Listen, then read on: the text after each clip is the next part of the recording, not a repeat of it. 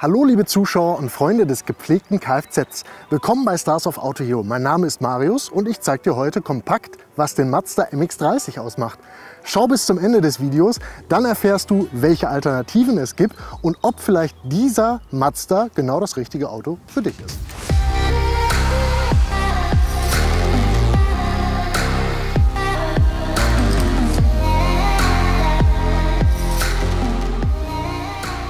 Was ist das für eine unglaublich schöne Farbe?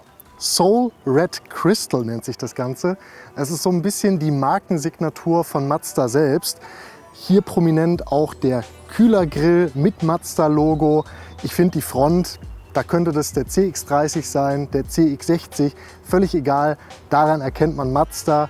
Einfach zeitlos und schön, toll verarbeitet. Lichtsignatur etwas zurückhaltender hier, aber dennoch sehr, sehr schön und dezent gelungen.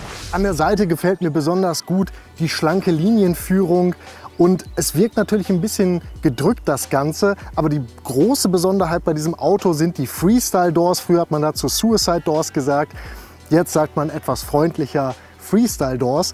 Ich werde da gleich noch ein bisschen genauer drauf eingehen, aber die sind natürlich hier an der Seite auch besonders prominent. Der Mazda ist ungefähr 4,40 Meter lang, also fast so lang wie ein ausgewachsener Alligator oder 2,5 Einkaufswagen aneinandergereiht. Breit ist er mit Außenspiegel ca. 2,5 Meter und 1,56 Meter hoch, also sehr, sehr kompakt. Die Felgen gefallen mir auch besonders gut, sind nicht so aufgeregt, passt komplett zum Auto. Hier ist noch eine kleine Besonderheit an der Seite. Dieses Logo soll den Wankelmotor symbolisieren. Bei diesem Modell haben wir ihn als Range Extender dabei. Das Heck ist insgesamt etwas bulliger, würde ich sagen. Natürlich auch hier MX-30 Logo.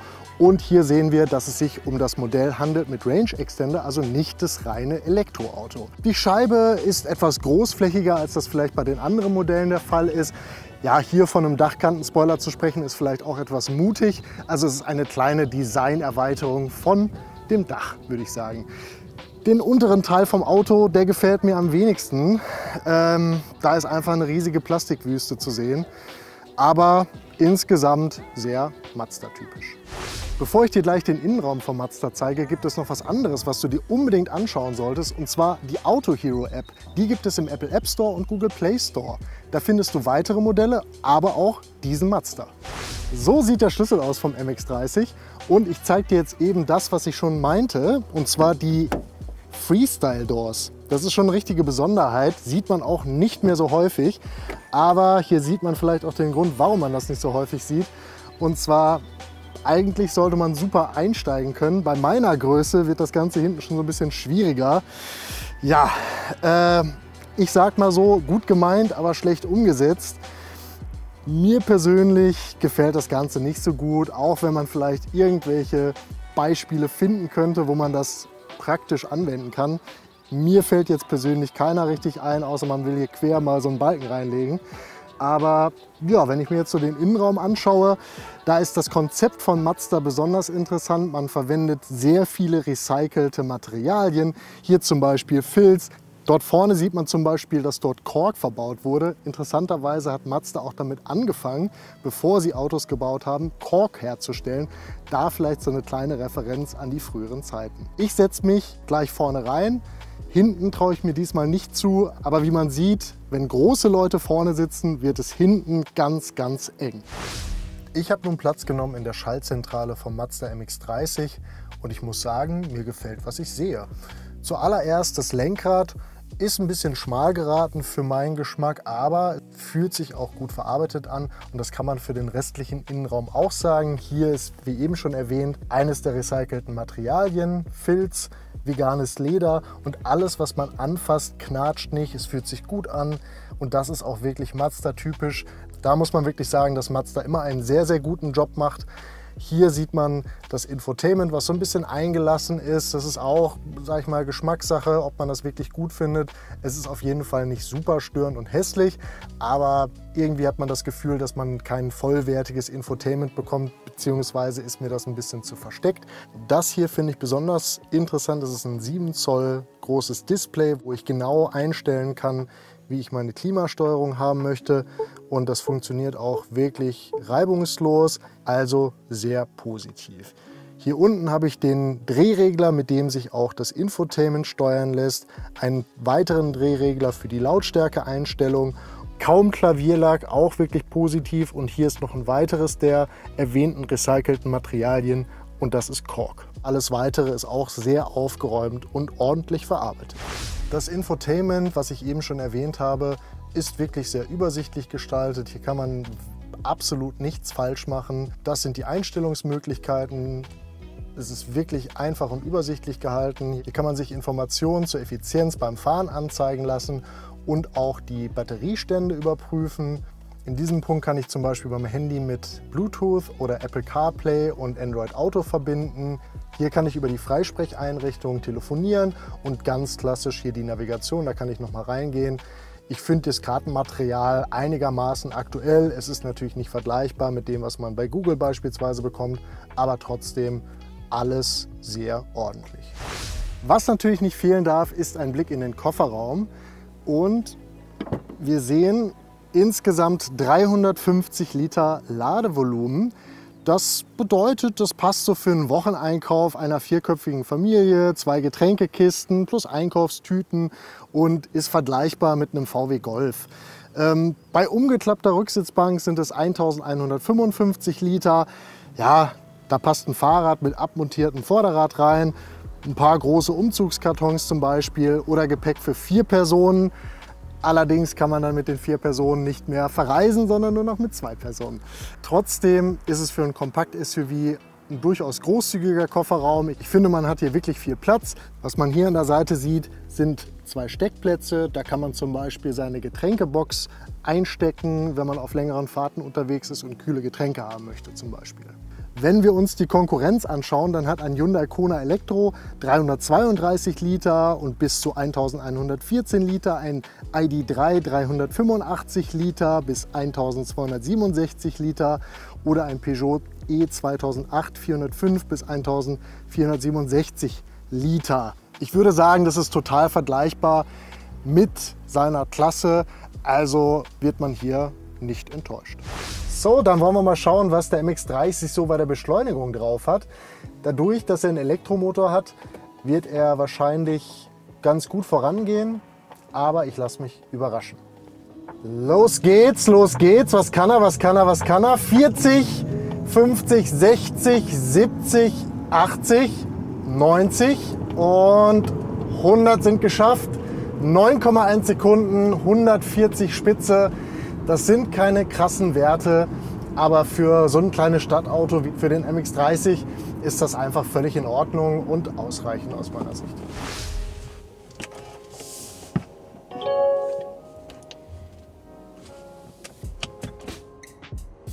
Natürlich haben wir den Mazda MX-30 auch auf der Straße getestet und dazu habe ich euch 5 Facts zum Mazda MX-30 mitgebracht. Verbrauch und Effizienz. Der Mazda MX-30 REV, das ist der mit dem legendären Wankelmotor von Mazda. Mazda ist übrigens der einzige Automobilhersteller, der den Wankelmotor in Serie perfektioniert hat und in diesem Modell nutzt er ihn als Range Extender. Also, das bedeutet, im Elektrobetrieb hat er eine Reichweite von rund 65 Kilometern. Mazda selbst gibt das sogar mit 85 Kilometern nach WLTP an. Die erreicht man aber auch wirklich nur unter Idealbedingungen. Also bei gemächlichem Tempo und Temperaturen zwischen 18 und 25 Grad. Wird es kälter, leidet die Batterie merklich. Schon bei ca. 10 Grad Außentemperatur springt der Wankelmotor bei etwa 20% Akkustand an, also deutlich früher. Und was bedeutet das für den Verbrauch? Im reinen Elektromodus zieht der MX-30 stolze 26,3 Kilowattstunden auf 100 Kilometer. Das ist nicht wenig. Im Hybridmodus sieht es beim Benzinverbrauch nicht besser aus. 10,1 Liter im Schnitt, auf der Autobahn sogar bis zu 13 Liter. Aber wer regelmäßig lädt, kann den Verbrauch auf unter 5 Liter drücken. Also öfter an die Steckdose und dafür seltener an die Zapfsäule. Aber warum ist der Verbrauch so hoch? Ganz einfach. Der Wankelmotor ist technisch gesehen nicht gerade ein Effizienzwunder. Und da er keinen direkten Antrieb hat, geht die Energie bei der Umwandlung verloren. Trotzdem hat der MX-30 REV ein echtes Ass im Ärmel. Laden geht fix mit bis zu 11 kW AC oder 36 kW über CCS. Ist der Akku in etwa einer halben Stunde wieder zu 80% voll und das ist richtig praktisch, gerade auf längeren Strecken. Und wie gesagt, der Wankelmotor ist nur zur Reichweitenverlängerung da, nicht fürs Dauerfahren. Kommen wir zum zweiten Fakt, das sind die Assistenzsysteme. Wenn es um Assistenzsysteme geht, ist der Mazda MX-30 richtig gut aufgestellt. Schon serienmäßig hilft er euch im Alltag mit Dingen wie dem City-Notbremsassistenten. Der bremst für Fußgänger, falls es mal richtig eng wird. Dazu gibt es eine adaptive Geschwindigkeitsregelanlage und einen Spurhalteassistenten, der euch sanft in der Spur hält. Praktisch, der Totwinkelwarner passt auf, wenn ihr beim Spurwechsel nicht alles seht, und beim Rückwärts-Ausparken warnt euch der MX-30 ebenfalls zuverlässig. Wer es richtig bequem will, kann noch das Cruising- und Traffic-Support-System dazu nehmen. Das übernimmt Gas geben, Bremsen und Lenken im Stau fast komplett. Super entspannt, gerade im Stop-and-Go-Verkehr. Kurz gesagt, der MX-30 hat nicht nur ein cooles Design, sondern auch ein gutes Auge auf Sicherheit und Komfort. Kommen wir zum dritten Punkt, und das ist die Beschleunigung. Im MX-30 LV steckt ein 170 PS starker E-Motor, also 125 Kilowatt, und der bringt ordentlich Schub. Der Motor sitzt vorne und liefert sofort 260 Newtonmeter Drehmoment. Und wie man es vom Elektroantrieb kennt, das kommt direkt ohne Verzögerung, einfach aufs Pedal treten und direkt los. Trotz seines Gewichts von über 1,8 Tonnen geht der MX-30 echt flott voran. Von 15 auf 30 km/h braucht er gerade einmal etwas mehr als eine Sekunde, also perfekt für den Ampelsprint in der Stadt. Auch auf der Landstraße macht er eine gute Figur. Den Sprint von 60 auf 100 schafft er in nur 5,1 Sekunden. Von 80 auf 120 sind es 6,8 Sekunden, also richtig zügig unterwegs. Auf Tempo 100 ist man in 9,1 Sekunden, danach ist allerdings bei 140 km/h Schluss, da regelt das System ab. Aber ehrlich, für die meisten Alltagssituationen reicht das völlig aus. Der vierte Punkt ist die Schaltung bzw. das Getriebe. Was beim Fahren direkt auffällt, der MX-30 kommt ganz ohne Schaltvorgänge aus. Der Elektromotor ist nämlich mit einem einstufigen Getriebe komplett gekoppelt. Heißt, kein Ruckeln, keine Gedenksekunde beim Gangwechsel, einfach flüssig losfahren. Die Fahrstufen wählt man über einen kleinen Wahlhebel in der Mittelkonsole. Erst seitlich aus der Parkposition raus, dann nach vorne oder hinten zwischen Rückwärtsgang, Neutral und Drive. Geht leicht von der Hand und fühlt sich hochwertig an. Und auch an den Komfort im Alltag wurde gedacht. Mit dabei sind eine Berganfahrhilfe und eine Auto-Hold-Funktion. Die hält das Auto an der Ampel automatisch fest, ganz ohne Fuß auf der Bremse, also entspanntes Cruisen inklusive. Der fünfte und letzte Punkt ist die Lenkung. Die Lenkung im Mazda MX-30 ist im Alltag angenehm leichtgängig, perfekt für enge Parkmanöver oder den Stadtverkehr. Sobald das Tempo steigt, wird auch das Lenkrad spürbar straffer. Ein gutes Plus für mehr Stabilität auf der Autobahn. Rund um die Mittellage könnte die Rückmeldung etwas präziser sein, aber sobald man mehr einlenkt, fühlt sich das Ganze direkter und kontrollierter an. Trotzdem, die Hinterachse reagiert leicht verzögert, was bedeutet, dass man den nötigen Lenkwinkel nicht immer sofort ganz genau abschätzen kann. Da sind in Kurven gerne mal kleine Korrekturen nötig. Mit 2,8 Lenkradumdrehungen von Anschlag zu Anschlag ist die Lenkung angenehm direkt abgestimmt, ohne dabei hektisch zu wirken. Für den Alltag ein guter Kompromiss zwischen Komfort und Kontrolle. Kommen wir nun zum Fazit des Fahrverhaltens vom MX-30.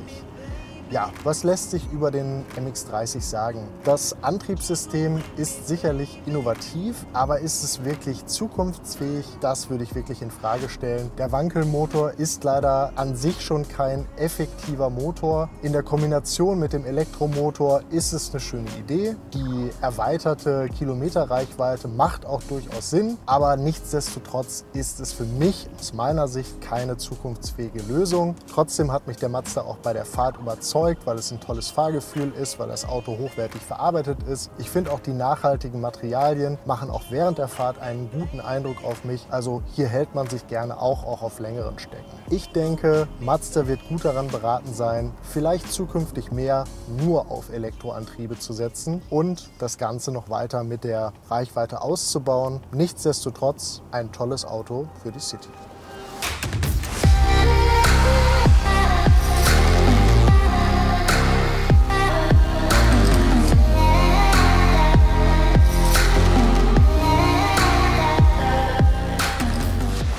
Preislich geht das Ganze los bei diesem Modell bei 36.000 € in der Prime Line. Da kommen noch die Exclusive Line, Makoto, Nagisa und Makato Plus dazu.